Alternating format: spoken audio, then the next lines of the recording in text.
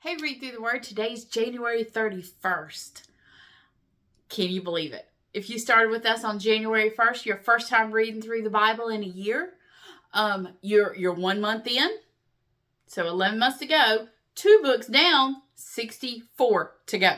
So 66 books we've now completed Genesis, and today we finish Job. Tomorrow we start Exodus. So you've made it through Job. I promised you could do it, and here you are. Now, I just got a text from a friend of mine before I started recording and saying, are we done with Job yet? She does read through the Word. Because it's been one thing after another in her household this month. And she said, I think it's because I'm in Job. Are we done? Are we in Exodus yet? And I was like, I'm recording the final Job lesson and the first Exodus lesson tonight. So here we are. I promise it. You can do hard things. This was hard, I know, but you've done it. I hope you're learning a lot here. And if you're waiting for that moment where everything will make sense and we'll finally understand everything, and Job finally understands why he went through stuff, you're not going to get it. I'm so sorry. So let's take a look at what Job had gone through in the book, sort of a recap. Job claimed that God had fallen asleep at the wheel in running the universe. Like, maybe you just don't know what's going on, God. And that's why I'm going through all this suffering. And God's response is, he tells him by everything he tells him is showing, okay, I do know what's going on. You think I don't know what's going on with you? I can tell you how far the waves come. I can tell you about Behemoth and Leviathan. I can tell you, I know what's going on. God knows all perspective and details. He knows when baby animals are being born. He knows when how much rain and how much snow falls. He tells him, I know everything, more than Job could ever have imagined and could ever have the capacity of knowing. God knows. He's intimately familiar with every molecule and every creature in the world. And he knows more about them than Job can comprehend. And Job never finds out why he suffered. And neither do we.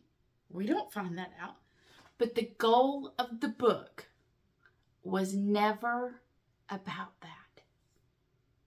It was never to offer us that information. Remember, this is wisdom literature. It is so much more than that.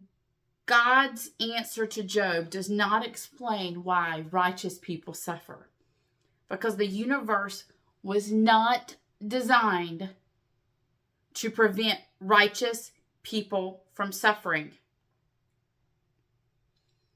Job then questioned, well, if that's not what's going on in the universe, why did you make it that way? I think, it's one of the number one questions I get from my students.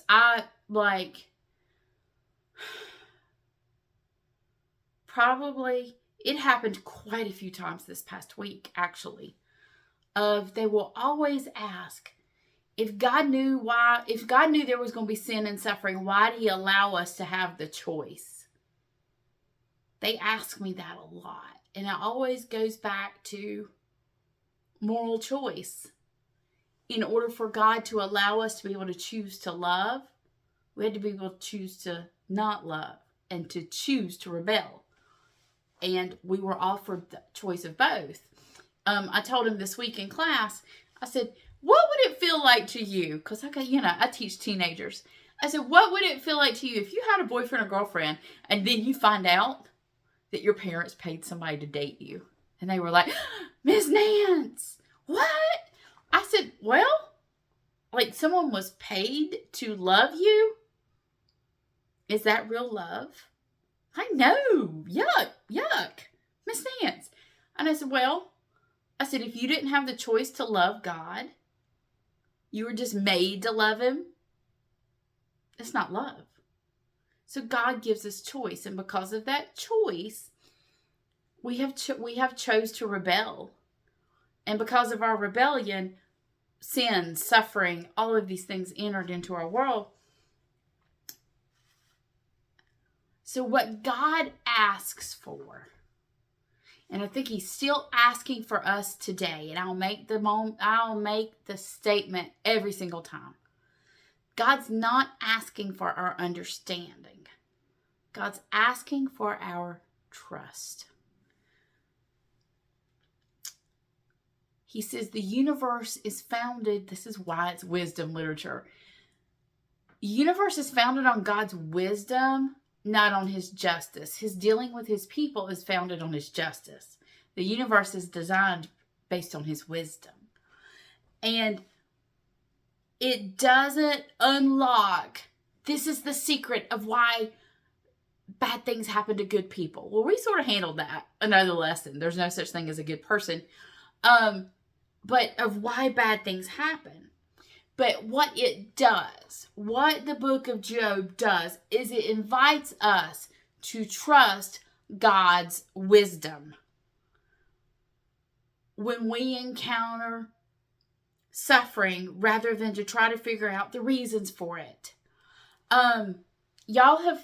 I've talked about my kids. Not so much kids anymore.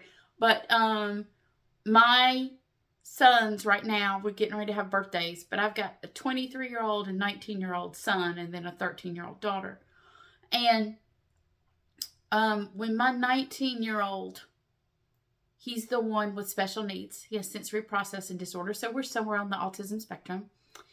And when he was born, there were complications. It was the time before there were digital records. I so wish I had a digital chart and I could read. I have no clue what happened to him. Nothing. But I see it as clear as I can see myself laying in the hospital bed. And I had a neonatologist that had the horrible bedside manner that came in and said to me, well, we think he'll make it through the night. And I'm like, what do you mean? No one told me he wasn't going to make it. What do you mean he's not going to make it? We think he'll make it through. And I remember I was by myself. My husband had gone home to take care of our other son. And actually, my Sunday school teacher, who's now my pastor, had just come to see me. After having the baby, brought me roses, and he had just come in to see me, and we didn't even know everything that was going on yet. And after he left, the neonatologist came in. And I remember crying in this whole bargain with God. Why? Why is this going on? Why are we having all these problems? And thinking it had been my fault. And why God was doing this to me. I remember this, that is, it's one of those cringe moments where I so regret that I was like this. But I'm just being honest as who I was.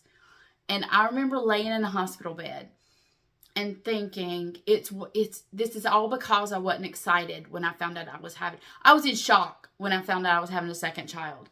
My first child, and my third child, we had to have medical intervention to be able to have children. My second one, we didn't. Oh, I was in shock. It took me a while to what? After being told it couldn't happen. And then I found out, and I was in such shock for a while because my other son was older at this point, and we had just probably accepted the fact that we might not have more children. And when I found out about being pregnant with my second child, I was in shock. I don't quite get this. And so it took me a while to comprehend this. And I remember laying in that hospital bed trying to, this was my fault. All this was happening to my son because of me. I was going through all of this is all my fault. because I wasn't super excited. It took me a while to figure out, oh, wow, I've got another baby coming. And that we do that it's when we encounter hard stuff, when I find out that my child might not make it through the night, my first response is, what had I done to God to deserve this? I pulled a Job. What did I do? And I think that moment of to trust him and to trust in God's wisdom, that he knows what he's doing, other than trying to figure out the reason for it.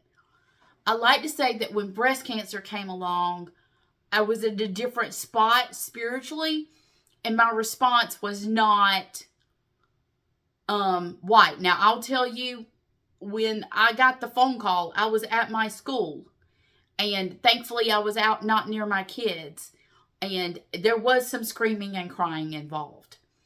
Thankfully, my friend was there, and she was like, what is going on? Because, I lost it. So, it's a shock, but then to go straight to, okay, God knows what he's doing. I'm not the first person I'm getting ready to travel a road of suffering. I'm not the first one it's happened to. I'm not the last one it's happened to. And in the grand scheme of things, there are people that go through a whole lot worse. So, trying to remember that God knows what he's doing. God knows what he's doing. God knows what he's doing. Because we can either, when we're trying to search for reasons, we can tend to either simplify God like the friends did, or like Job, accuse God. That's what I did. Accused God on limited evidence. You're doing this to me because. That's a hard thing to admit. I admit it openly to lots of friends. I've talked about it. But here's the point. What Job does is it invites us to honestly bring our pain and grief to God and trust that he cares and realize that he knows what he's doing.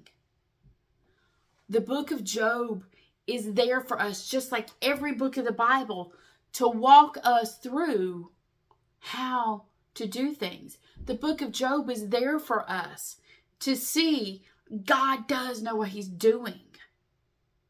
And we need to, so when we encounter suffering, we don't become Job and we don't become his friends. We trust he knows what he's doing, because the book has been given to us for that purpose. We are not the first person to suffer, and nor will we be the last. But we have a record that God does know what he's doing, and we can trust him. And we'll see you next time on Read Through the Word.